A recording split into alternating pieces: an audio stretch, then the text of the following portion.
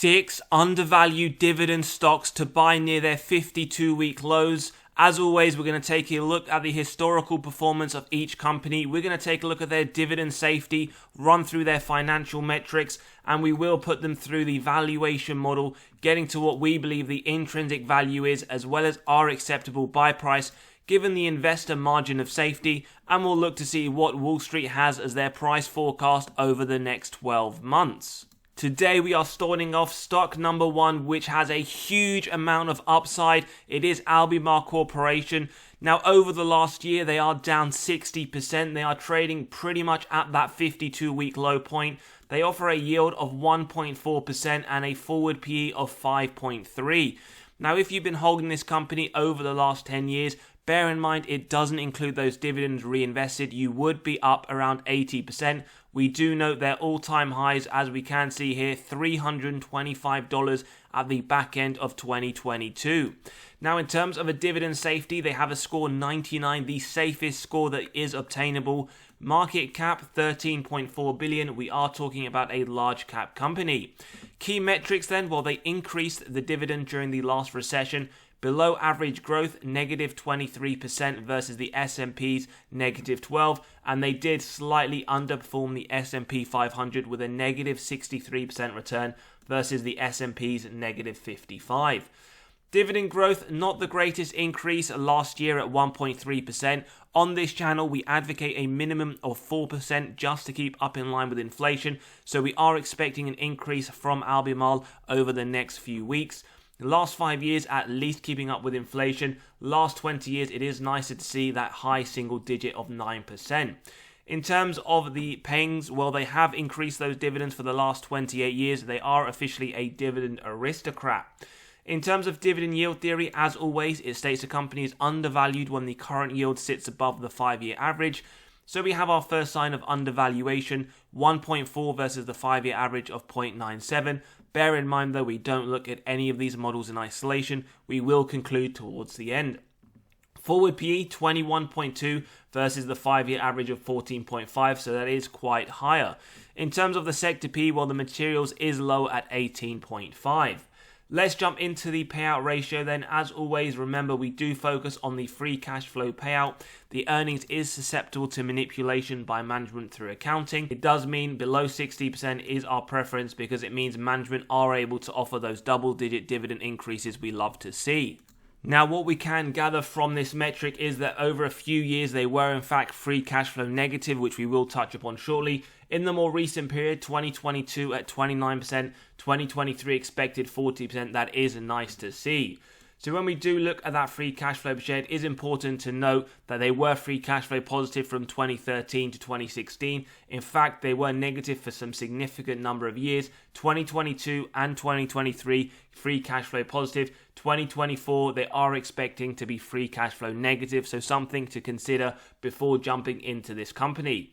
In terms of sales growth, remember we look for 3 to 7% for steady moderate growth, and what we can see over the longer term, they have been increasing their top line very, very well. We do note 3 years, however, of negative growth, and we can see in 2022, 120% increase to the top line. 2023, very similar at 77%.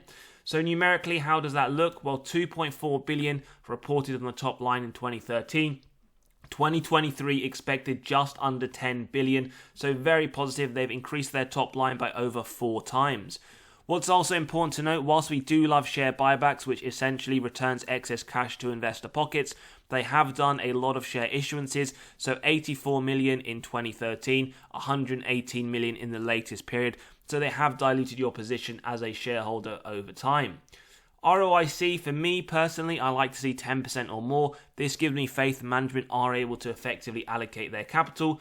Over the longer term, we can see it is very inconsistent. The last 2 years looking very positive in the high mid-teens, and we do see 2022 at 21%. It is something I would just keep an eye on to ensure it does stay around that 10% as a bare minimum. Operating margin, nice to see above the 12% consistently, although we do see some years where it does come very low towards that. 2022 double digit, 2023 double digits. Nice to see this. As long as this continues, then that company should have no worries in terms of profitability. Free cash flow margin, again, No surprises here given we did see they were free cash flow negative for these number of years. 2022 looking positive. 2023 at the bare minimum we do expect. So again, the free cash flow is probably the one metric from this company, ALB, that I would say to keep your eye on moving forwards. In terms of net debt to EBITDA, so earnings before interest, tax, depreciation, amortization, for new viewers, this essentially correlates to the dividend safety as well as the balance sheet strength. 2022, it would take them 0.57 years to pay off all of their debt net of cash on hand. 2023, 0.54. That is significantly lower than 3 and in fact is a very strong metric. We do notice it is expected to go up to just under 2 in 2024, but still it is below 3, so we can see their dividend does look to be very safe and the balance sheet does look to be very strong. So let's take a look at the valuation of ALB. And as always, if you do enjoy the content, values being provided, smash that like button, hit the subscribe and bell button so you are continually notified of these videos as they drop. So typically on the channel for the deep dives, we run through every single one of these models to get to the intrinsic value. For today's episode, we're going to jump straight into that intrinsic value, which for ALB is the average, as we can see here, of these three models. So in today's episode, it comes to $205. In terms of the current price, $115. Margin of safety, we typically start off with 10%, which we use if we believe it has a wide moat, strong financial metrics, good forward-looking data.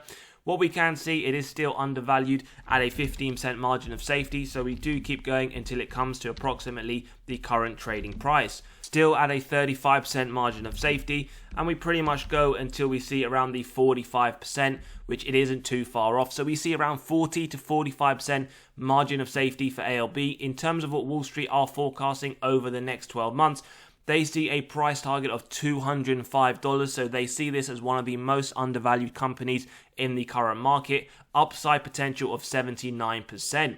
As we go through these stocks, do let us know your thoughts in the comments below, whether you are adding to any of these or whether you don't agree necessarily that they are very strongly under. 3, we have UPS, United Parcel Service. Now this has been hammered after their earnings. They are down 26%, pretty much at that 52-week low, with a yield of 4.6%, forward PE of 17, and over the last 10 years, you'd be up, in my opinion, a mediocre 49%, but we can see it has hit its all-time highs towards the beginning of 2022 at $225.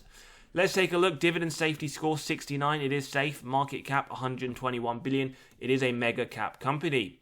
In terms of the key metrics, well, they maintained the dividend during the last recession. Average growth negative 12%, but they also slightly outperformed the S&P negative 48%. Dividend growth, they just increased their dividend last week, probably one of the worst increases throughout a dividend company at 0.6%. Again, we can see this as a sign that they are starting to struggle. In terms of the last 5 years, 13% double digits and double digits over the last 20 years, which probably makes this a bitter pill to swallow. In terms of dividend growth, well, they have been increasing those dividends now for 13 years. Let's take a look at dividend yield theory, so we can see that sign of severe undervaluation, 4.6 versus 3.33, although we do note the forward PE is slightly higher at 17.1 versus the 5-year average of 16.2. And industrials 18.9, slightly higher than UPS. So let's take a look at the free cash flow payout, and now it makes sense why we did see that very mediocre increase, and this is why I really reiterate on every video why it's so important to put this earnings data to one side. 2023, 110%, 2023, 74%. You'd probably be fairly happy with that for UPS looking at the earnings data. Looking at the free cash flow, as I always say on the channel, 110%, it means management paid out more in 2023 in dividends than they generated in free cash flow, hence why we did see that very mediocre increase. And for those that regularly watch these videos for companies that we run through, you should be pretty much aware when we talk about that free cash flow being over 100%, whether or not that company will be offering a nice increase in the year. So something just to be aware of, 2024, they are expecting it to be around 101%, so I would expect for next year a mediocre increase as well. Free cash flow per share is 371 to 591, very inconsistent. Yes, it has increased, but just something to be aware of with UPS. It isn't a company that their free cash flow grows significantly year on year.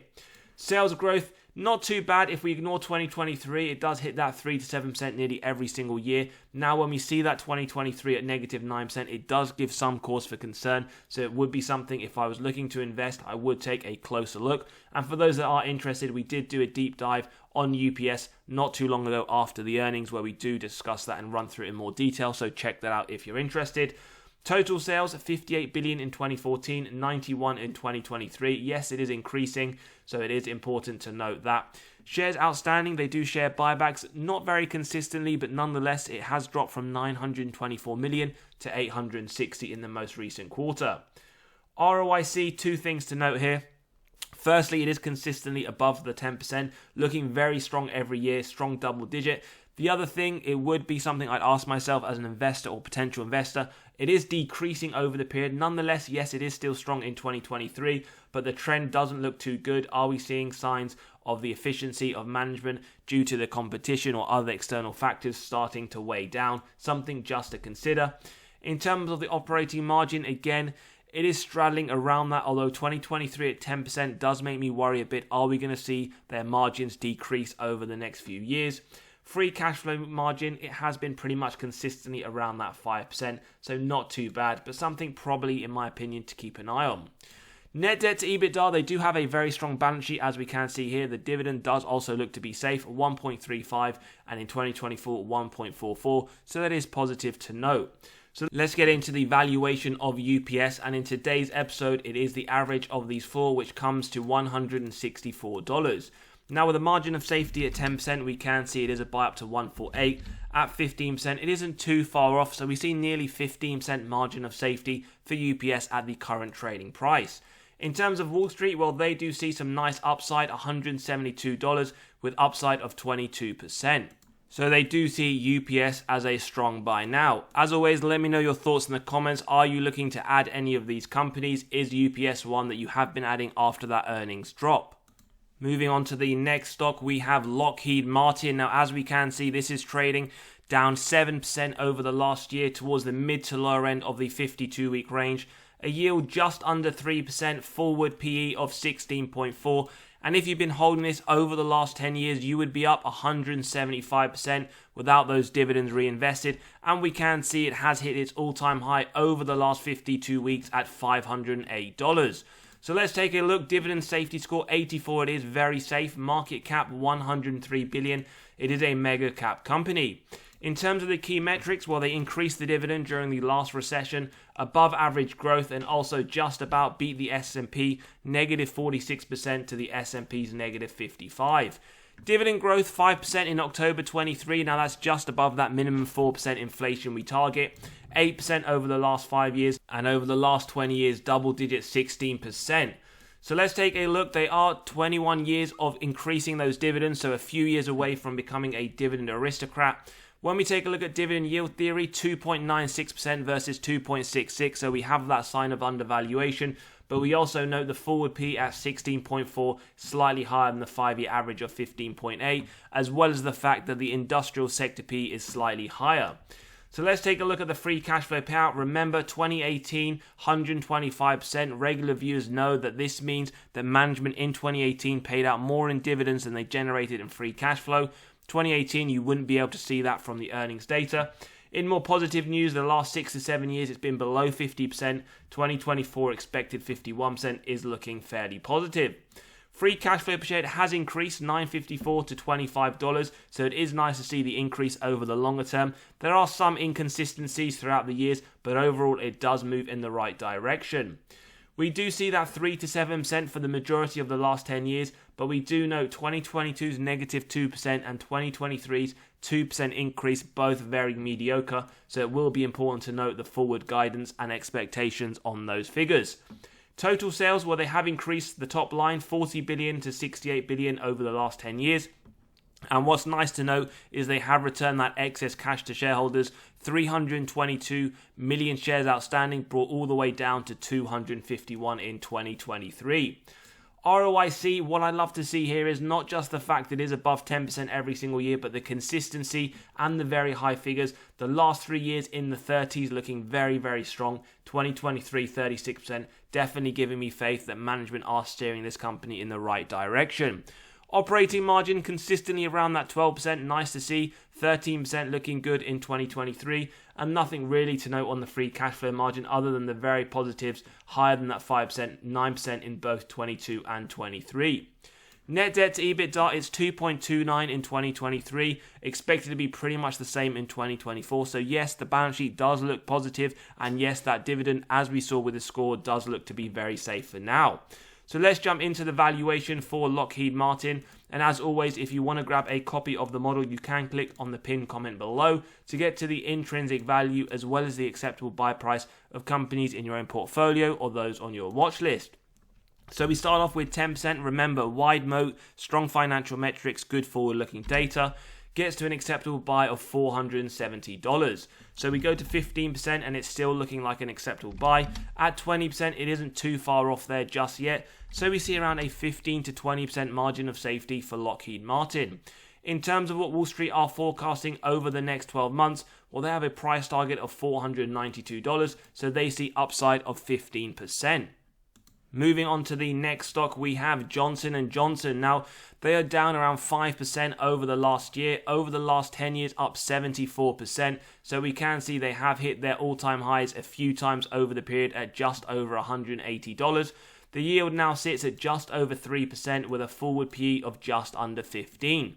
Dividend safety score 99, very safe. In fact, they have one of the safest balance sheets of all companies in the S&P 500. Market cap 377 billion. It is a mega cap company. In terms of key metrics for the recessionary period, well, they increased the dividend during the last recession, above average growth, and significantly outperformed the S&P, negative 27% return. Pretty consistent with their dividend increases, 5.3% last April, 6% over the last 5 years. Last 20 years, very nice to see that high single digit of 9%.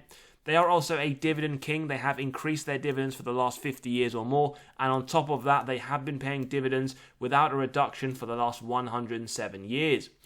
Now we see that sign of undervaluation, 3.04 versus the 5-year average of 2.69, as well as the forward PE at 14.7, below the 5-year average of 16.4.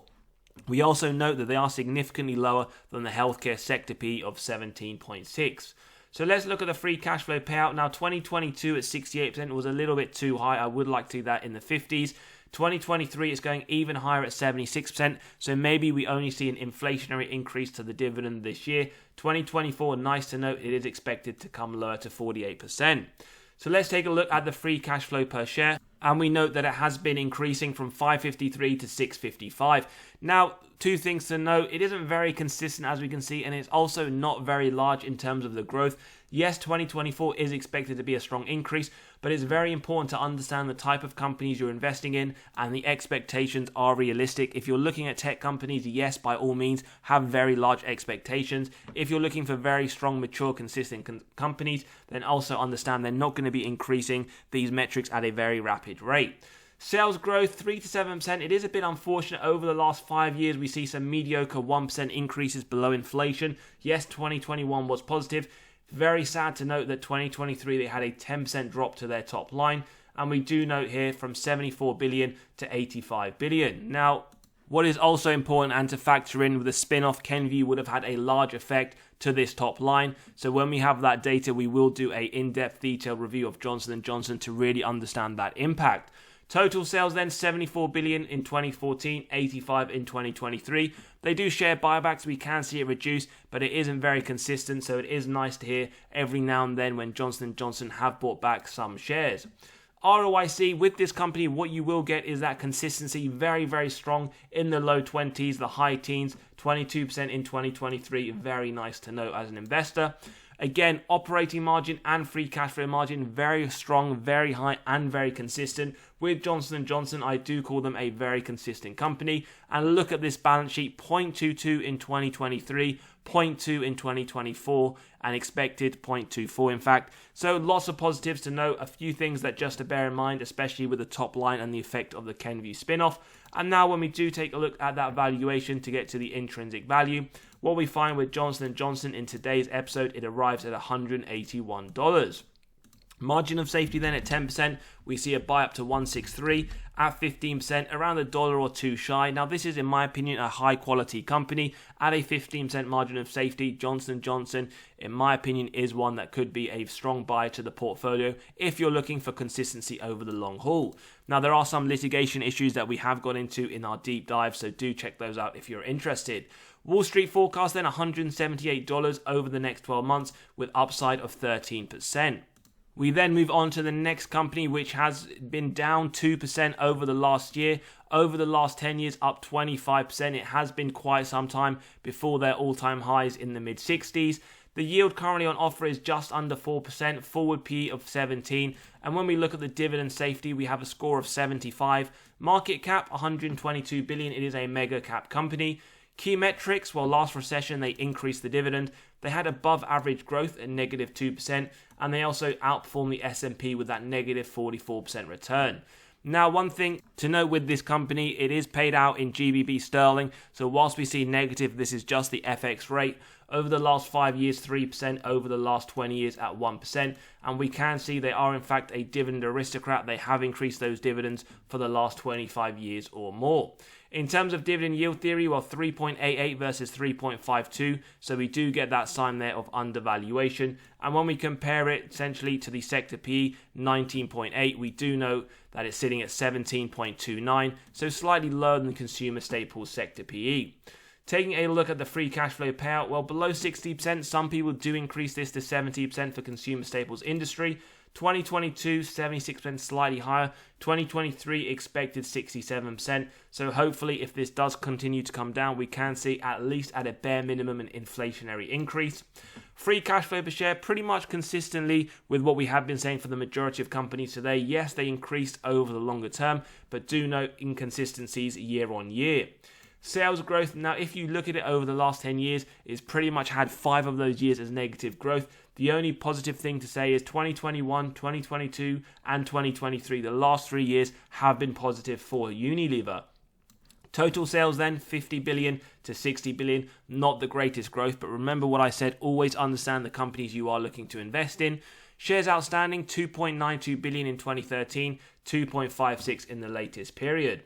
ROIC, again, you should be able to spot some common themes. Yes, very high for the period, very strong. In fact, 17, 18% is very nice to see, but it has been decreasing. So in my opinion, something just to keep an eye on quarter to quarter, year on year. Margins, pretty good. It has straddled around the 16%. It hasn't gone too far under, so no real worry so far. And I would say the same case for the free cash flow margin. There may be some things with Unilever, if I was an investor, that I would be making a note of and just keeping in mind throughout the periods, throughout the quarterly reports that they do report on. Net debt to EBITDA consistently around the high 1, the low 2s, 2.17 in 22, 2.21. And as we see for consumer staples, the maximum is 4. So no real worries to note with Unilever on their balance sheet or in terms of that dividend safety. So let's get into the valuation for Unilever in today's episode, and we can see it arrives at around $57. So in terms of the margin of safety at 10%, we can see it is a buy up to $51.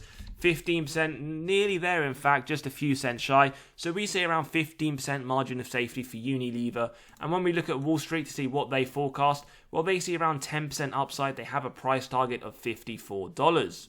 Moving on to the final company, we have AstraZeneca. Now, over the last year, they are up around 4%.